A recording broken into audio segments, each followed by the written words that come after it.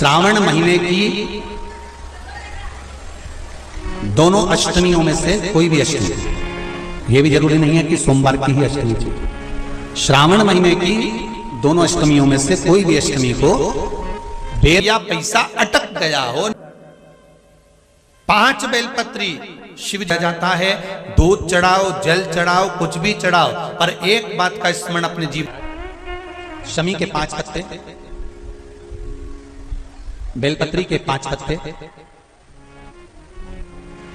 बेर के 5 पत्ते, क्या क्या चीजें जरा जम के बोलो, शमी के 5 पत्ते, बेर के 5 पत्ते और बेलपत्री के 5 पत्ते। महाराज, श्रावण महीने की दोनों अष्टमियों में से कोई भी अष्टमी, यह भी जरूरी नहीं है कि सोमवार की ही अष्टमी थी।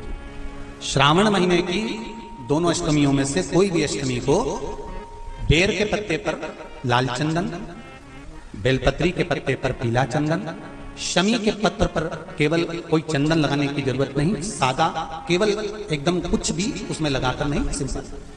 पहले लाल चंदन वाले पत्ते, फिर बेलपत्री के पत्ते, फिर शमी के पत्र शिवलिंग के ऊपर समर्पित कर कर उसको उठाकर वापस लाकर बेलपत्री के पेड़ के नीचे ही 1 लोटा जल समर्पित कर कर पहले पत्ते चढ़ा देंगे, फिर लोटा भर जल समर्पित कर देंगे।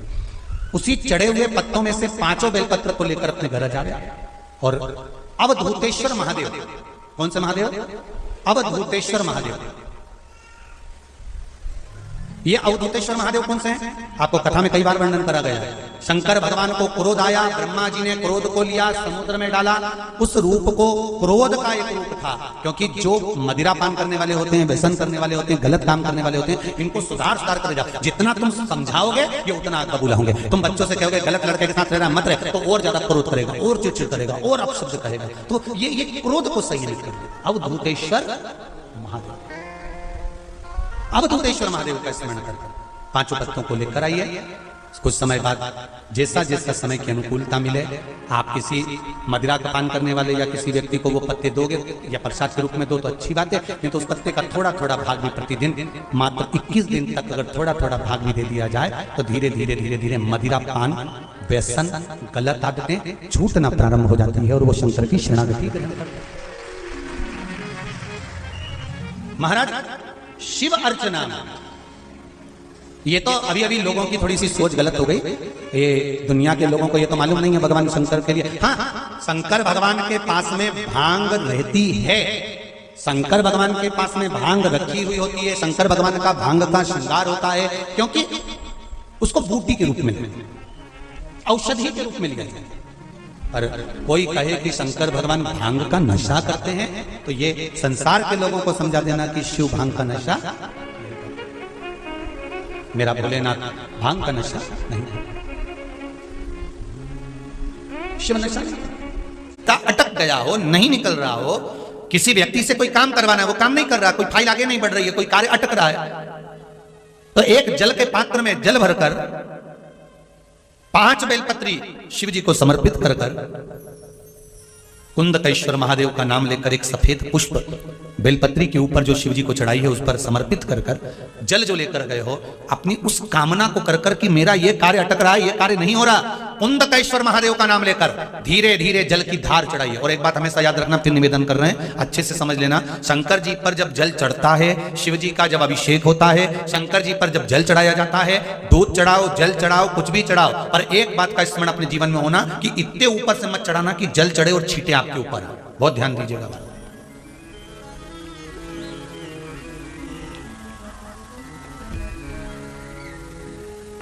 यहां तक वर्णन करा गया है कि शंकर जी का जल चढ़ा हुआ जहां से बहकर जाता है ना, उसको लांगा तक नहीं जाता। यहां लांगते हैं क्या? नहीं ना, परिक्रमा भी करेंगे तो वहीं से लौट कर वापस इधर जाएंगे। शिव जी का जहां से जल बहकर जा रहा हो, चढ़ा हुआ जल जहां से बहकर जा रहा हो, उसको लांगा तक नहीं जाता। और कई लोग बड़े बड़े आनंद में शंकर जी पे इतनी ऊपर से जल चढ़ाएंगे तो वो छींटे पूरे अपने ऊपर आना चाहिए, शरीर पर आना चाहिए। नहीं, उसका दोष है हमारा, उसका दोष है।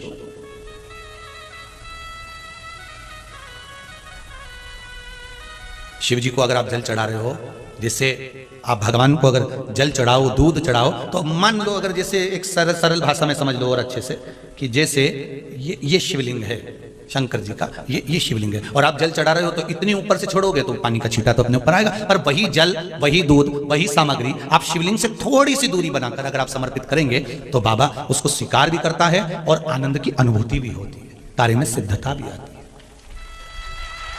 कार्य में उसकी सिद्धता भी आती है। अब तुम तो ऊपर से छोड़ रहे हो जैसे वो पानी तुम्हारे ऊपर ही आए, तो वो एक अलग प्रसंग है, वो एक अलग विषय। बहुत ध्यान देना महाराज, भगवान को कभी भी कोई भी सामग्री, जैसे भगवान के मंदिर में अगर फूल चढ़ाने जा रहे हो, भगवान के मंदिर में अगर पुष्प समर्पित करने जा रहे हो, तो फूल का मुख अपनी ओर नहीं होना चाहिए। फूल का मुख कहां पर होना चाहिए?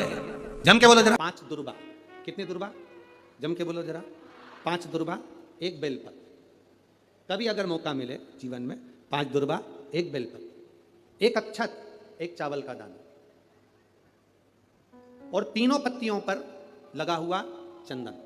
बेलपत्र की जो 3 पत्ती होती है, इन तीनों पर लगा हुआ चंदन, दुर्बा, बेलपत्र, चावल का 1 दाना मध्य पत्ती पर रखकर, जब भी आप अपने हृदय से कोई सरकारी गतिविधियों में कहीं फंस गए हो, सरकारी कोई केस चल रहा है, कोई सरकारी चीजों में अगर तकलीफें आ रही हैं, तो शिव का नाम लेकर आप अपना कर्म जरूर करना, मेहनत जरूर करना, कर्म के साथ में शंकर पर विश्वास रखकर 1 अक्षत का दाना, 1 बेलपत्र, 5 दुर्बा हाथ में लेकर शिव का स्मरण कर कर श्री शिवाय नमस्तुभ्यम कहकर, अगर श्री शिवाय नमस्तुभ्यम भी नहीं कह सकते, पंचाक्षर मंत्र नमः शिवाय, षडाक्षर मंत्र ओम नमः शिवाय, या फिर श्री शिवाय नमस्तुभ्यम बोलकर शिव को जो स्थान आपको बताया है, स्थान देखा ना, फिर ध्यान देंगे, अशोक सुंदरी से शिवलिंग के बीच की जो खाली जगह है, देख रहे हो आप लोग?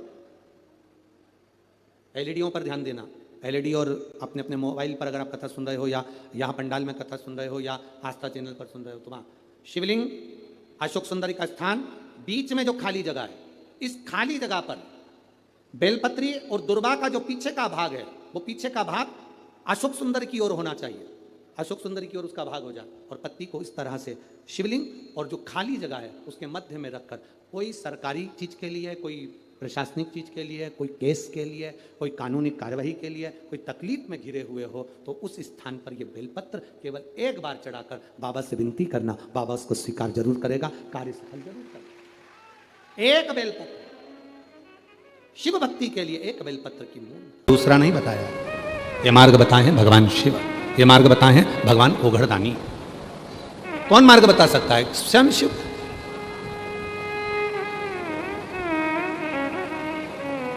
पुण्य एकत्रित करो, और जब तक आप वो पुण्य को एकत्रित नहीं करते हो, जब तक आप वो पुण्य अपने पास में एकत्रित नहीं होता है, तब तक जीवन में वो सुख का अनुभव हो ही नहीं सकता। सुख का 2 कथा है छत्तीसगढ़ की, एक पढ़ता है शिवरी नारायण और दूसरा पड़ता है खरोद, छत्तीसगढ़।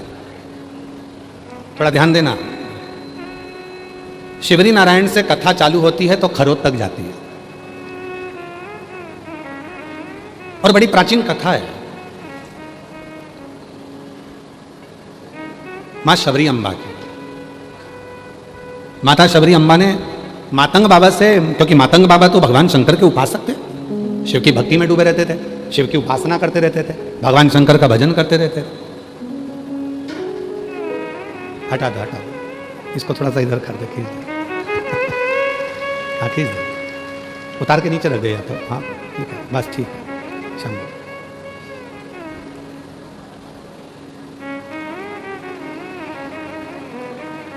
मातंग बाबा, मातंग बाबा तो दिन रात शिव की साधना करते थे, भगवान भोलेनाथ का भजन करते थे, स्मरण करते थे, शिव नाम में डूबे रहते थे, शिव की भक्ति करते थे। रोज माता शबरी अम्बा एक भीलनी, भील की बेटी, जिसके विवाह पक्का हुआ था, और विवाह पक्का हुआ, और विवाह पक्का होने के बाद बारात जब आने वाली थी तो अपने पिता से पूछ लिया था, पिताजी इतने सारे पशु काहे के लिए आए हैं?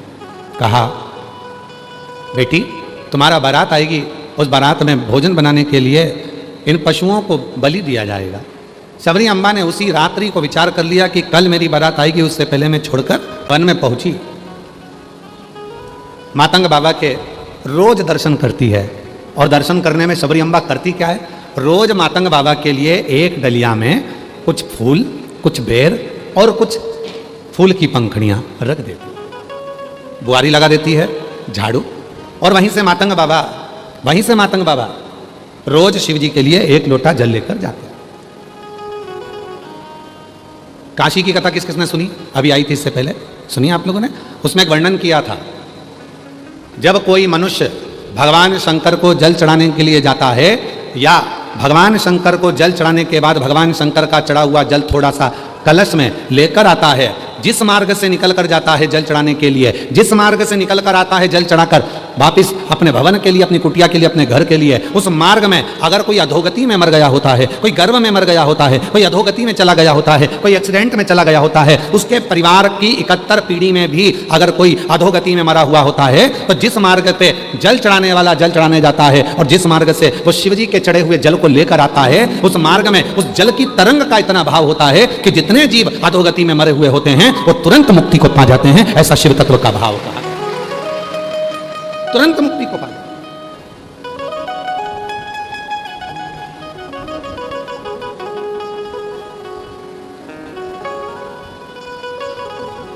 मातंग बाबा जाते हैं तो शबरी अम्बा रोज झाड़ू लगा देती है, मातंग बाबा जाते हैं तो शबरी अम्बा रोज पुष्प तोड़ कर रख दी। और मुझे विश्वास है, छत्तीसगढ़ की मेरी जीजियों पे मुझे पूरा भरोसा है, आप में कई मेरी बेटियां, कई मेरी बहनें, कई मेरी जीजियां, कई मेरे जीजा, कई मेरे बेटा, कई मेरे बुजुर्ग माँ बाप ऐसे बैठे हैं, जब उनके यहाँ पर सोमवार का दिन आता है सावन के महीने में और वो बेलपत्री लेकर आते हैं या कोई फूल लेकर आते हैं, तो अब उनकी धर्मपत्नी या उनके रिश्ते वाले कह देते हैं कि इतना सारा फूल है, एक काम करो तुम पड़ोसन के यहाँ थोड़ी सी बेलपत्री दिया, थोड़ा सा उनके यहाँ थोड़ा सा फूल दिया, जाओ थोड़ा सा। तो कई लोगों की आदत रहती है, आते आते आते आते आते आते थोड़ा थोड़ा थोड़ा थोड़ा फूल वो 2-4 जगह दे देते हैं। बोलो जी सही है कि गलत है? अब उनको क्या लगता है, हमारी बेलपत्र में से हमने 2 बेलपत्र इनको दे दी, हमारी बेलपत्र में से हमने 4 बेलपत्र इनको दे दी। जरा ध्यान देना, यहां मेरी जीजियां आती हैं, हम उनको बेलपत्र बाबा की चढ़ी हुई दे देते हैं। कई मेरी जीजियां इतनी बाबा की भक्त होती हैं, कोई मांग भी लेता है तो उसमें से तिनका मात्र तोड़कर वो दे देती है, तिनका मात्र। काशी की कथा में वर्णन आया था, बेलपत्री के 1000 टुकड़े हो जाएं, चूरा हो जाए, तिनका मात्र तुम्हारे माथे पर जो छोटी सी बिंदी है उस बिंदी को भी आधा कर लो, उसके मात्र अंश के बराबर भी यदि बेलपत्र का भाव हमारे पास में है, यदि हम शिव को समर्पित कर रहे हैं या शिव की चढ़ी हुई बेलपत्र का वो आधे से आधा तिनका मात्र भाव भी यदि हम ग्रहण कर रहे हैं तो वो हमें फल प्रदान जरूर करेगा, वो बिना फल के नहीं। तो कईयों की आदत रहती है, जाते जाते जाते जाते जाते जाते थोड़ा थोड़ा थोड़ा थोड़ा सब सब।